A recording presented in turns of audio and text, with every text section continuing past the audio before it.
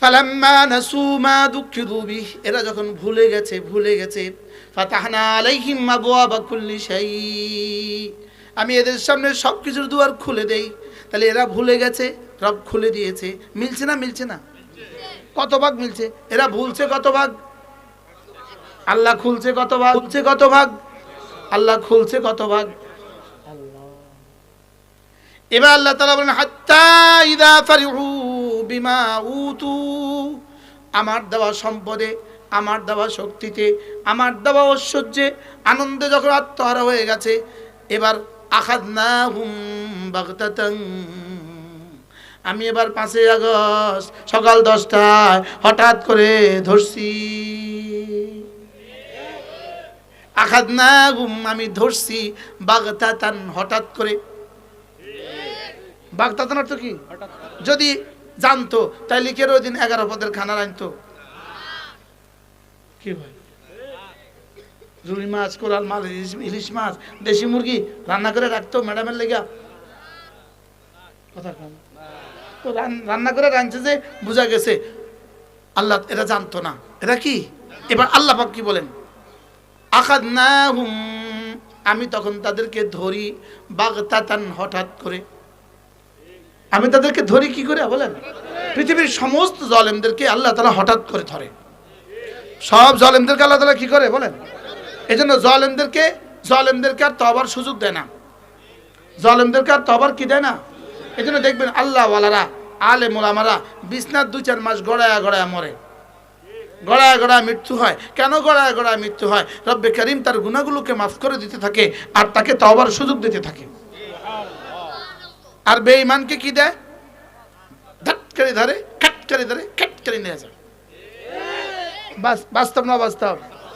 এবার তাদের পরিবার পরিজনের কাছে সূরা ইয়াসিনের ওই আয়াতে কারিমা ফালা ইয়ারজিউন, কি ইলা আহলিহি লা ইয়ারজিউন, পরিবার পরিজনের কাছে ওর ফিরে যাওয়ার কি থাকে না, সুযোগ দেয় না। এজন্য পরিবার পরিজনের কাছে তাদেরকে ফিরে যাওয়ার আর কি দেয় না, সুযোগ দেয় না। লেকিন আল্লাহ ওয়ালাদেরকে সুবহানাল্লাহ বলে। হাকিমুল উম্মত এক কিচ্ছা লিখছেন, হাকিমুল উম্মত একটা ঘটনা লিখছেন। এক বুজুর্গ বড় আল্লাহ ওয়ালা মানুষ ছিলেন। তো তিনি জীবনের শেষ মুহূর্তে ছেলেদেরকে বললেন, বেটা যদি পারো আমাকে একটু দুধ পান করাও। তো ছেলেরা কষ্ট করে একটু দুধ সংগ্রহ করছে, দুধটা তার সামনে গ্লাসে রাখছে। এমন সময় একটা বিড়াল থাবা মাইরা দুধটা ফেলে দিছে। আচ্ছা, ছেলেদের মনে কষ্টটা কেমন? বাবার জীবনের শেষ কথাটা পুরা করতে পারি নাই, দুধ ফেলে দিছে। আর ওনার ইন্তেকাল হয়ে গেছে, দুধ খাওয়া ছাড়া ওনার ইন্তেকাল হয়ে গেছে। এবার আরেক বেঈমান শেঠ, ইন্তেকালের সময় হয়ে গেছে, সে তার ছেলেদেরকে বলল, বাবা যদি পারো আমাকে কাতল মাছের পেটির একটা টুকরা খাওয়াও। কি বলছে? কাতল মাছের পেটির টুকরা, মজা না? কাতল মাছের পেটির টুকরা খাওয়াও। তো ছেলেরা নদীতে জাল মারতে গেছে। তো আল্লাহ ফেরেশতাকে বলে, ফেরেশতা তাড়াতাড়ি যা, তাদের জালের মধ্যে একটা কাতল মাছ ঢুকায় দে। ফেরেশতা জালের মধ্যে একটা কাতল মাছ ঢুকায় দিছে। ওরা বড় একটা কাতল মাছ পেয়ে গেছে, বাবারে ভাজি করে দিছে, বাবা সুন্দর মতো খেয়ে ফেলছে। এখন ফেরেশতাকে আল্লাহ, বুঝলাম না তো কিছুই। তারে কইলাম মোমেন চাইলো একটু দুধ, তার ছেলেরা দুধ সংগ্রহ করলো আর আপনি তাকে দুধটা খেতে দিলেন না। আর কাফেরা চাইলো মাছ, ছেলেরা মাছ সংগ্রহ করলো আর তাকে এভাবে খেতে দিলেন। বুঝে তো আসে নাই। আল্লাহকে তোরা কি বুঝবি? বুঝি যা আমি না বুঝি, ইন্নী আলামু মা লা তা'লামুন, আমি তো বুঝি, তোরা কি বুঝবি? রব্বে কারীম বলেন, এই মুমিনের একটা গুনাহ আমার কাছে ছিল, দুধটা যখন ফেলে দিছে, মুমিন যখন হাসরত করছে, ইন্না লিল্লাহ পড়ছে, তা আমি ওই গুনাহটাও মাফ করে দিছি। আর ওই কাফের আর বেঈমানের একটা নেক আমল আমার কাছে ছিল, এটা পুরা করার জন্য মাছটা দিয়ে দিছি। কি হয়? এজন্য আমি যখন জেল থেকে বের হই, যেদিন বের হই, আমারে মূল জেলখানা থেকে বের কইরা জেল গেট থেকে আবার গ্রেফতার করে ফেলছে। তো মাওলানা আনিস আছে না, আমার দোস্ত মাওলানা আনিস, ওরা গেছে আমাকে রিসিভ করতে। ওরা যখন এই সংবাদ শুনলো, ওরা ছিল দূরে, আমার ছোট ভাইটা আমারে গেট পর্যন্ত গেছে, ও আমারে গেট থেকে এভাবে বের করছে, কইরা সঙ্গে সঙ্গে 1 সেকেন্ডের মধ্যে বাস সাদা পোশাকধারী আরেকটা গাড়িতে উঠে ফেলছে। আসেন, আরেকটা গাড়িতে উঠে ফেলছে। মনে আনিসে কাল এতক্ষণ দোয়া করছে, ওরা এক মসজিদে বসে বসে দোয়া করতেছিল, আল্লাহ হুজুরে উদ্ধার করে দাও, হুজুরে উদ্ধার করে দাও। এখন যেন আবার নিউজ শুনছে আমি গ্রেপ্তার হয়ে গেছি, আবার গ্রেপ্তার হয়েছি। আল্লাহ তোমারে কইলাম কি, তুমি কইলা কি?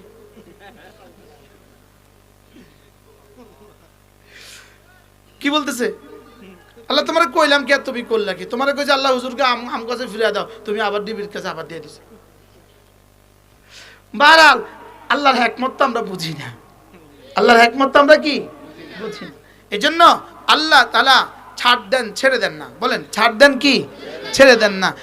এজন্য হারাম মাল, মানে দেখেন হারাম মাল, বলেন নাফরমানি সত্ত্বেও মাল বাড়া, নাফরমানি সত্ত্বেও মাল বাড়া, এটাকে বলে ইস্তেদরাজ, এটাকে বলে ঢিল দেয়া, এটাকে বলে কি দেওয়া?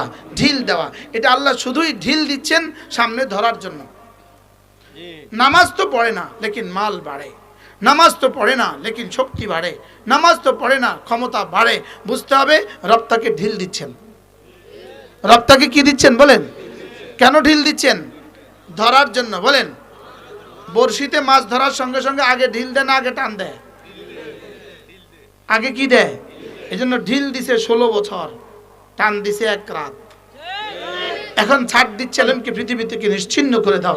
আল্লাহ তার উপর আপনার লানত, যে 50,000 মুসলমানকে পর্যন্ত শাহাদাত শহীদ করছে, আল্লাহ তার উপর আপনার গজব পড়ুক, তার উপর আপনার লানত, ফেরেশতাদের লানত, সমস্ত ইনসানের লানত, সমস্ত জিনের লানত, সমস্ত মাখলুকাতের লানত।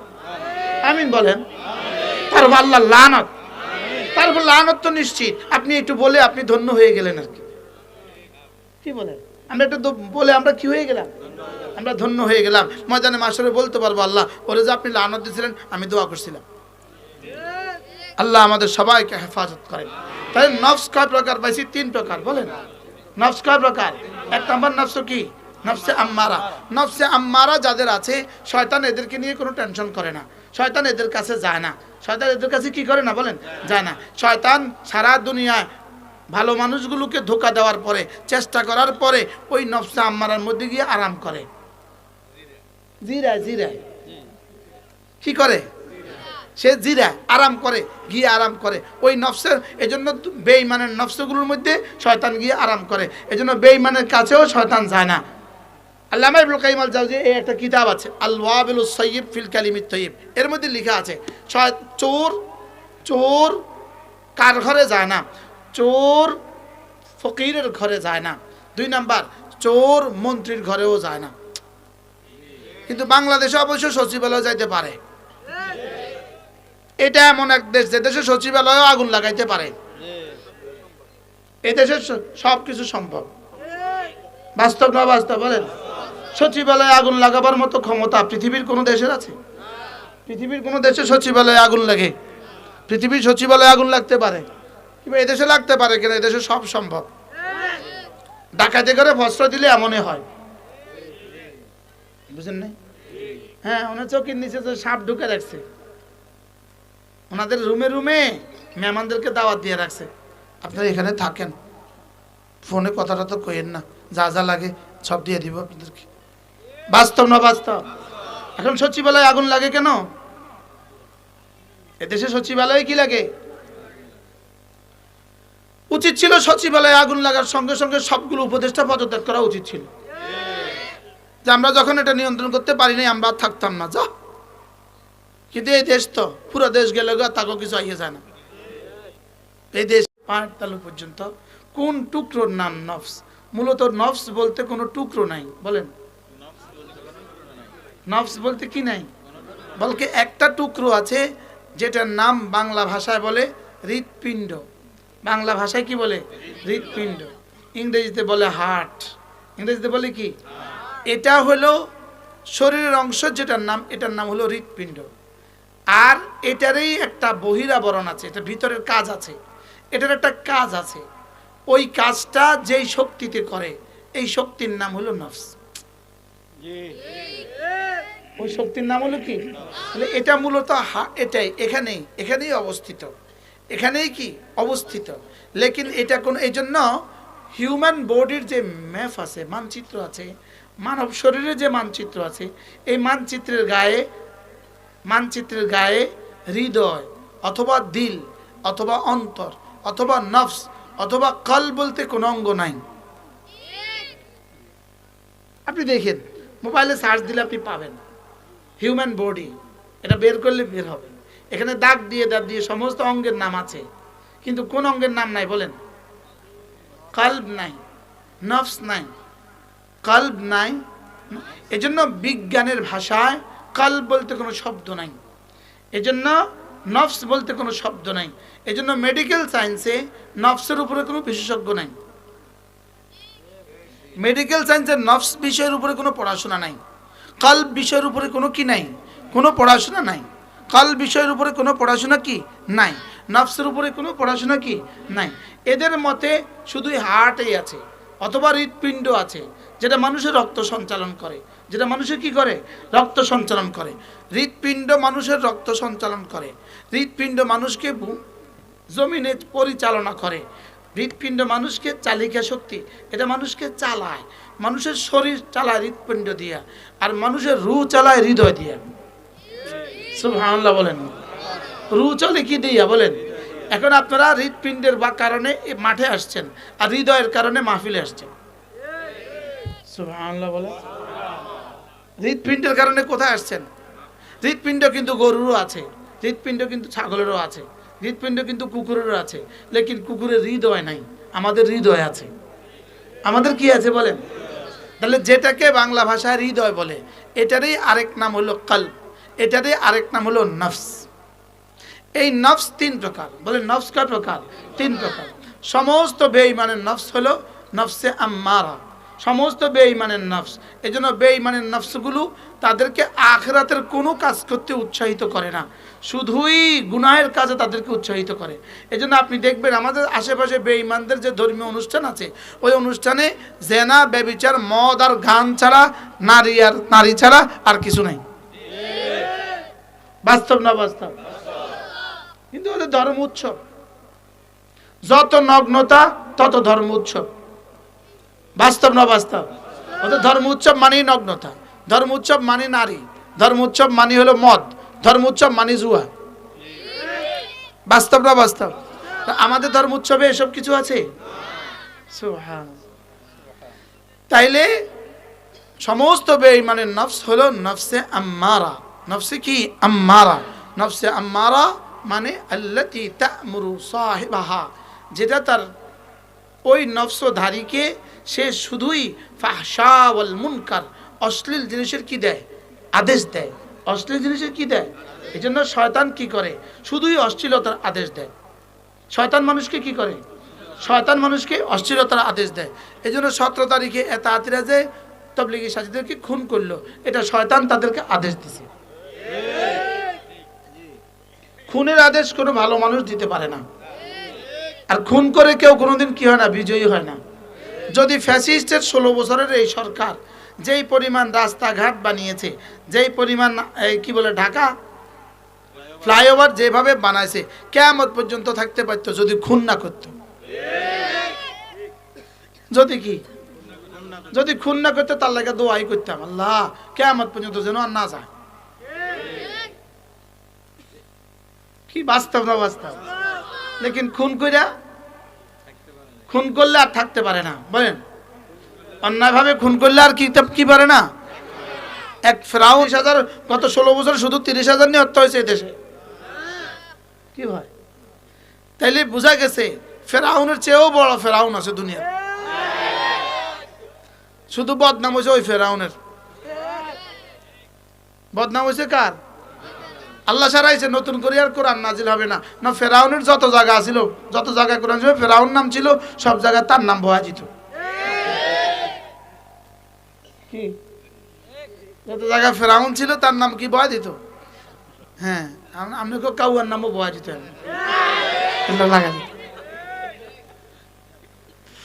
আল্লাহ বাঁচাইছে। এই জন্য খতমে নবুয়ত এদের জন্য রহমত। সুবহানাল্লাহ বলো। খতমে নবুয়ত কি? এই জালেমদের জন্য খতমে নবুয়ত কি? রহমত। দেখছেন নি কারণ?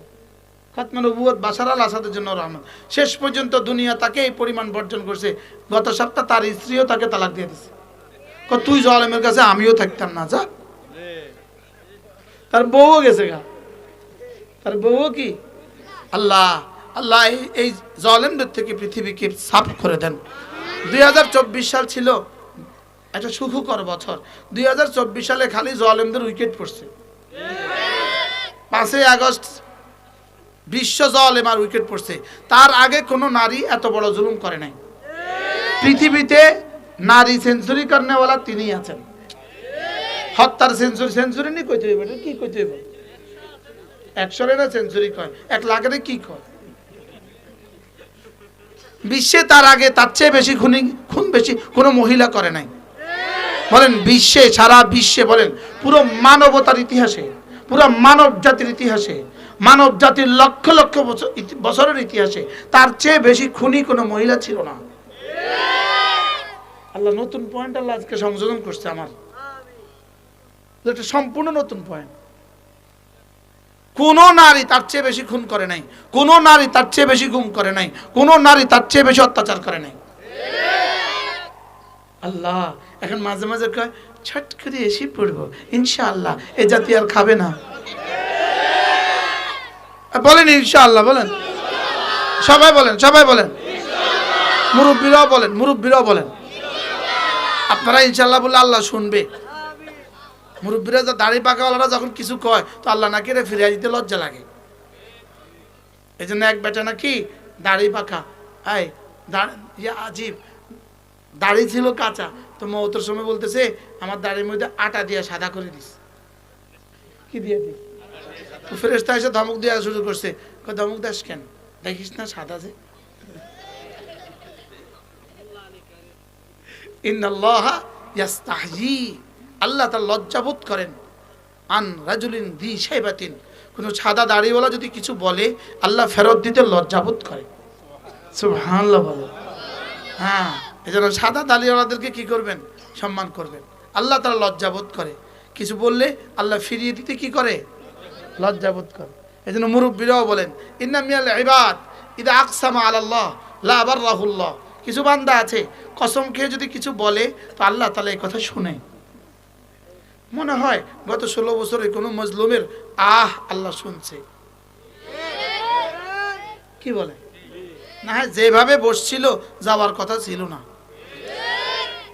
হ্যাঁ, যেভাবে বসছিল এটা কি ছিল না? বলেন, যাওয়ার কথা ছিল না। এজন্য 2024 সাল মায়া লাগে, আজকে শেষ দিন, কারণ এটাই ছিল 5ই আগস্ট 2024। এটা কিয়ামত পর্যন্ত এই জাতির ইতিহাসে স্মরণীয় থাকবে। আর এরা 5ই আগস্ট বইলা বইলা কিয়ামত পর্যন্ত বাচ্চাদের ঘুম পাড়াবে।